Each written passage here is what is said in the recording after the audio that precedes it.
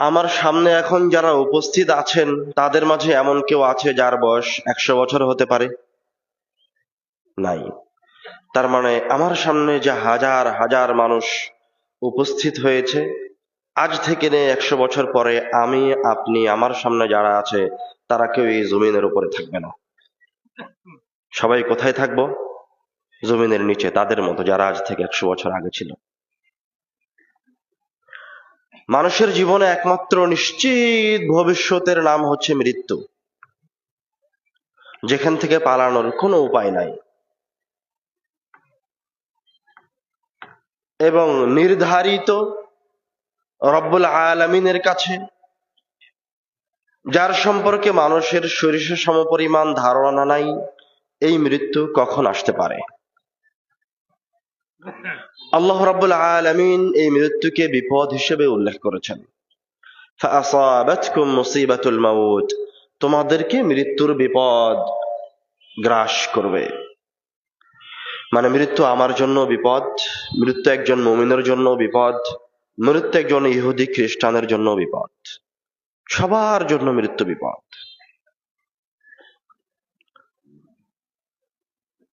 রাসূল সাল্লাল্লাহু আলাইহি ওয়াসাল্লাম বলছেন, আকসিরু মিন যিকরি হাদিমিল লাযাত, মানুষের দুনিয়াবী জীবনের সুখ, আনন্দ, ভালোবাসাকে শেষ করে দিতে পারে এই জিনিসকে বেশি বেশি স্মরণ করো। আকসিরু মিন যিকরি হাদিমিল লাযাত, আকসিরু, তোমরা বেশি বেশি স্মরণ করো হাদিমিল লাযাত, যেটা মানুষের ভালোবাসা, মানুষের পৃথিবী, মানুষের মায়া মমতা, মানুষের সন্তান সন্ততি থেকে বিচ্ছিন্ন করে দিবে। এটাকে তোমরা বেশি বেশি স্মরণ করো।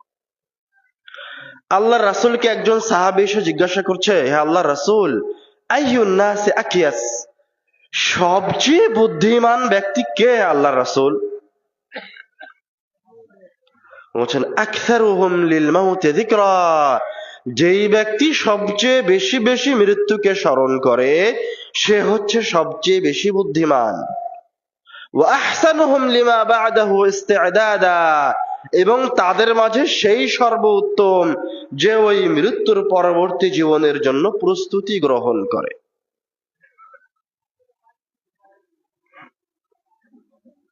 عن أسماء بنت أبي بكر رضي الله تعالى عنها تقول, আসমা রাদিয়াল্লাহু তাআলা আনহা বলছেন, কামা রাসূলুল্লাহ সাল্লাল্লাহু আলাইহি ওয়াসাল্লাম খতিবান, আল্লাহ রাসূল সাল্লাল্লাহু আলাইহি ওয়াসাল্লাম বক্তব্য দেওয়ার জন্য দাঁড়ালেন। ফাযাকারা ফিতনাতাল মাউত, দাঁড়িয়ে মৃত্যুর ফিতনা সম্পর্কে বলতে লাগলেন।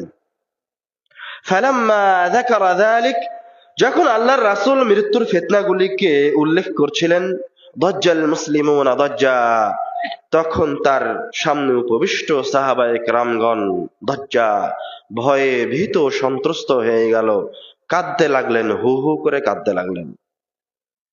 ইবনু হাজার আসকালানী তার ফাতহুল বারীতে আরেকটি হাদিস উল্লেখ করেছেন যে সাহাবায়ে কেরামগণ এত জোরে কাঁদছিল মৃত্যুর ফিতনার কথা শুনে যে আল্লাহর রাসূলের শেষ কথাগুলি আর স্পষ্টভাবে শোনা যাচ্ছিল না।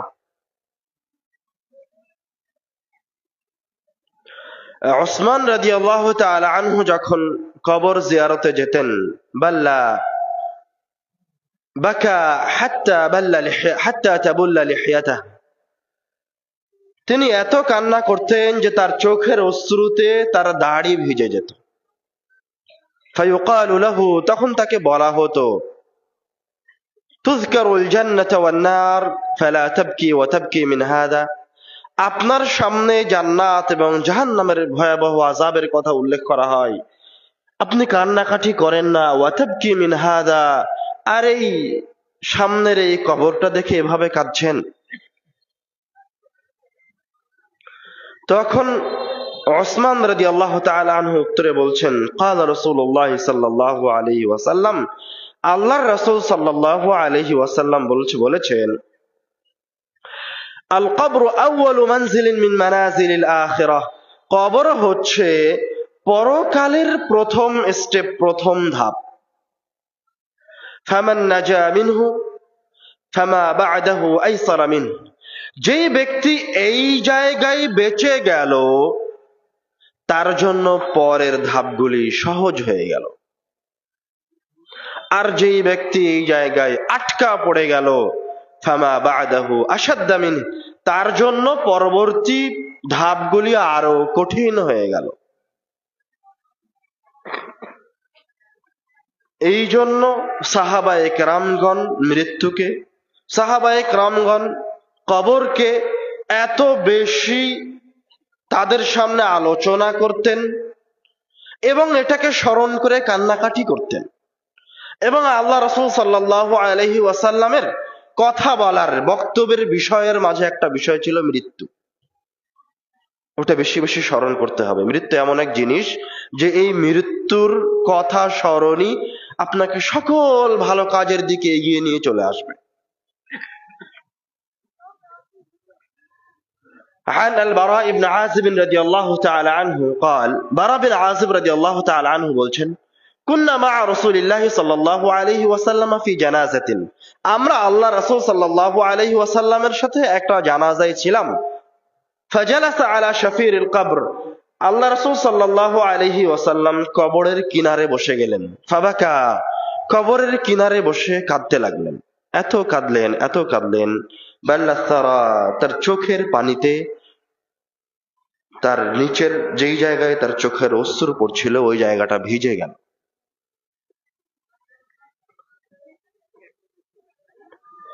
মৃত্যুর করুণ দৃশ্যগুলির মাঝে কিছু নববী ঘটনা আমি আপনাদের সামনে তুলে ধরব। عن أسامة بن زيد رضي الله تعالى عنه قال كنا مع رسول الله صلى الله عليه وسلم, উসামা বিন যায়েদ রাদিয়াল্লাহু তাআলা আনহু বলছেন আমরা আল্লাহর রাসূলের সাথেই আছি। فأرسلت إليه إحدى بناته أن صبيا لها في الموت, আল্লাহ রাসূল সাল্লাল্লাহু আলাইহি ওয়াসাল্লামের একজন মেয়ে খবর পাঠালেন তার সন্তান মৃত্যুশয্যায় শায়িত। فقال رسول الله صلى الله عليه وسلم, আল্লাহ রাসূল সাল্লাল্লাহু আলাইহি ওয়াসাল্লাম বার্তাবাহককে বললেন ইরজি' ইলাইহা, তুমি আমার মেয়ের কাছে ফিরে যাও। ফাআখবিরহা, তাকে গিয়ে বলো ইন্না লিল্লাহি মা আখাযা ওয়া লিল্লাহি মা আ'তা, তোমার কাছ থেকে যা নিয়েছেন, যা নিয়ে নেওয়া হয়েছে তা রব্বুল আলামিনের, এবং তোমার কাছে যা আছে তাও রব্বুল আলামিনের। মানে তোমার যা সম্পদ, তোমার নাফস, তোমার শরীর, তোমার সন্তান সন্ততি সব আল্লাহর জিনিস, আল্লাহ নিয়ে নিয়েছেন। ওয়াকুল্লু শাইইন ইনদাহু ইলা আজালিন মুসাম্মা, আর রব্বুল আলামিনের কাছে প্রত্যেকটা জিনিসের একটা নির্দিষ্ট সময় আছে। যখন ওই সময় শেষ হয়ে যায়, মেয়াদ শেষ হয়ে যায়, তখন ওই জিনিস নষ্ট হয়ে যায়। যখন মানুষের মেয়াদ শেষ হয়ে যায় তখন তার রূহ বের হয়ে যায়। যখন এই মাইক্রোফোনের মেয়াদ শেষ হয়ে যাবে তখন এটা নষ্ট হয়ে যাবে। যখন রব্বুল আলামিনের কাছে পৃথিবীর নির্দিষ্ট সময়সীমা শেষ হয়ে যাবে তখন এই পৃথিবীও ধ্বংস হয়ে যাবে।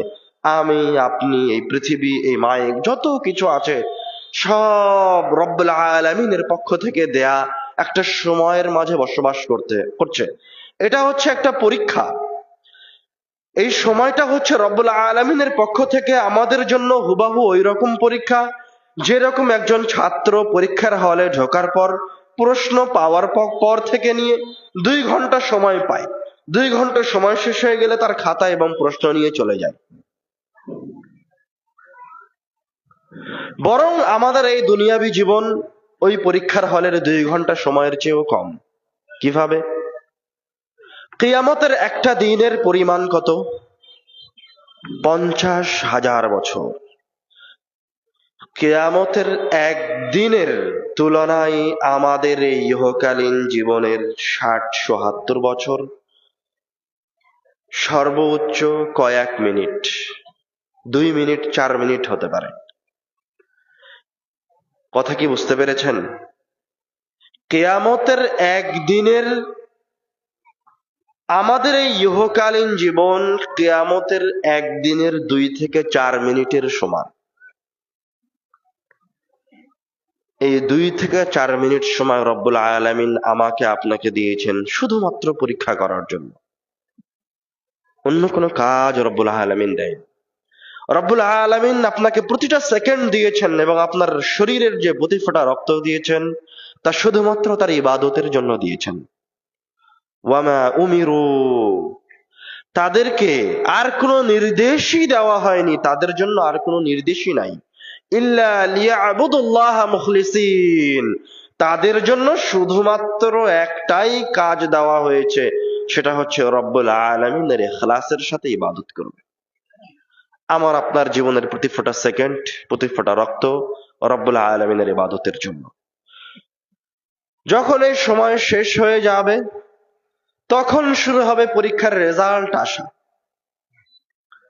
এই জীবনের 2 থেকে 4 মিনিট সময়ের কতটুকু সময় আপনি কিভাবে কাজে লাগিয়েছেন, কতগুলি আমল করেছেন, কতগুলি পাপ করেছেন, তার হিসাব নেওয়ার পালা। মৃত্যুর কিছু কঠিন মুহূর্ত, কিছু নববী ঘটনা আপনাদের সামনে বলে আমরা মৃত্যুর আরো গুরুত্বপূর্ণ আলোচনার দিকে এগিয়ে যাব। বলছিলাম, আল্লাহ রাসূলের কাছে তার মেয়ের একজন বার্তাবাহক এসে বলল, আপনার নাতি অসুস্থ, আপনাকে ডাকা হচ্ছে।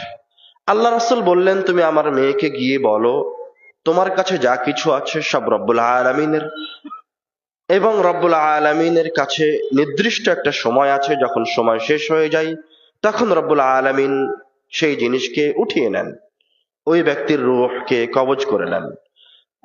তুমি আমার মেয়েকে গিয়ে বলো ফালতাসবির ওয়াল তাহতাসিব, সেজন্য ধৈর্য ধারণ করে এবং এই বিপদের রব্বুল আলামিনের কাছে বিনিময় কামনা করে। ফাআদা রাসূল, রাসূল পুনরায় তার মেয়ের কাছে গিয়ে আবার ফিরে আসলো, এসে বলছে, হে আল্লাহর রাসূল, ইন্নাহা ক্বাদ আকসামাত লা তা'তিয়ান্নাহা, আপনার মেয়ে কসম করেছে আল্লাহর রাসূল আপনাকে যেতেই হবে। ফাকামা রাসূলুল্লাহ সাল্লাল্লাহু আলাইহি ওয়াসাল্লাম, আল্লাহ রাসূল সাল্লাল্লাহু আলাইহি ওয়াসাল্লাম তার মেয়ের বাড়ির দিকে যাওয়ার জন্য দাঁড়িয়ে গেলেন। ওয়াকামা মাআহু সাআদ ইবনে উবাদাহ ওয়া মুআয ইবনে জাবাল, আল্লাহ রাসূলের সাথে তার দুইজন সাহাবী সাআদ ইবনে উবাদাহ এবং মুআয ইবনে জাবালও দাঁড়িয়ে গেলেন। ফান্তালাকতু মাআহুম, ওসামা বিন যায়েদ রাদিয়াল্লাহু তাআলা আনহু রাবী বলছেন, আমরা আল্লাহ রাসূল এবং তার সাহাবীদের সাথে তার মেয়ের বাড়ির দিকে যাত্রা শুরু করলাম। ফারুফিআ ইলাইহি সাবী, আল্লাহ রাসূল যখন তার মেয়ের বাড়িতে পৌঁছে গেলেন তখন তার কোলে ওই ছোট্ট শিশু সন্তানকে তুলে দেওয়া হলো। ওয়া নাফসুহু তাকাআকা, যখন আল্লাহ রাসূলের নাতি তার কোলে, তখন তার নাতির রূহ বের হয়ে যাচ্ছে। নাফসুহু তাকাআকা, রূহ বের হয়ে গেলে যেমন মানুষ কষ্ট পায়, তেমন এই নিষ্পাপ ছোট বাচ্চা কষ্ট পাচ্ছে, ধড়ফড় করছে। সাহাবী বলছেন, কাআন্নাহু ফি শান্নাতিন, শুষ্ক মশকের ভিতরে কোনো কিছু থাকলে যেমন ঠনঠন করে, ঠিক ওই নিষ্পাপ শিশুর মাঝে থেকে যখন রূহ বের হয়ে যাচ্ছে তখন ওই রকম আওয়াজ হচ্ছে। ফাফাদা আইনা রাসূলিল্লাহি সাল্লাল্লাহু আলাইহি ওয়াসাল্লাম, এই দৃশ্য দেখে আল্লাহ রাসূলের 2 চোখ দিয়ে অশ্রু গড়িয়ে পড়তে লাগলো। তখন সাআদ রাদিয়াল্লাহু তাআলা আনহু আল্লাহ রাসূলকে জিজ্ঞাসা করছেন, মা হাযা ইয়া রাসূলুল্লাহ, এটা কি হে আল্লাহর রাসূল? মানে আল্লাহ রাসূলের অসহায়ত্ব দেখে, আল্লাহ রাসূলকে কাঁদতে দেখে সাহাবীও আশ্চর্য। আল্লাহ রাসূল তখন উত্তরে বলছেন, হাযিহি রাহমাতুন জাআলাহা আল্লাহু ফি কুলুবি ইবাদিহি, এটা হচ্ছে রব্বুল আলামিনের পক্ষ থেকে তার বান্দাদের অন্তরে দেয়া রহমত, মায়া।